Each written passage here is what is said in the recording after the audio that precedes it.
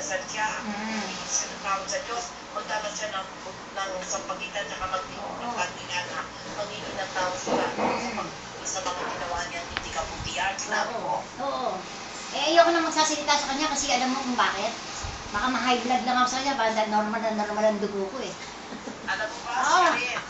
Normal ang dugo ko, 120/80. Baka maging Ako nga, nag-20. Nag-120 ako eh. Siya nag-180, si Maria nag-180. Nag-120 ako eh.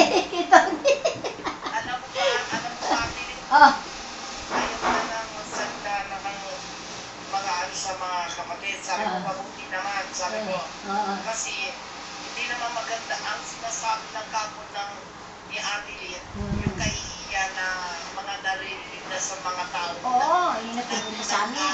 Nagre-reklamo. Oo. At saka kay Kuya Efres. Madaling sige raw. Hindi naman masama ang sinasabi nila sa iyo. Oo nga. Para mapasyal-pasyal ka doon, para ano mo, tingnan mo kung saan mo gustong posisyon.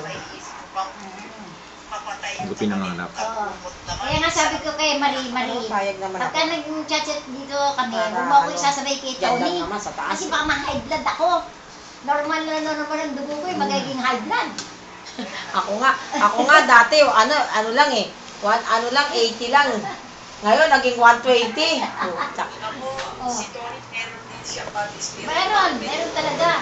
Kasi ang itim-itim nga nung tinawas ko, di ba? Pinakita ko sa iyo, Hindi, may mga sabi daw ni Ate Linda, yung mga anak daw agad, nung malaman na padadala ni Ate Linda, di ba, nandun na agad. Oo, andun na, nakaabang na. Masasabihin na yun sa nanay nila.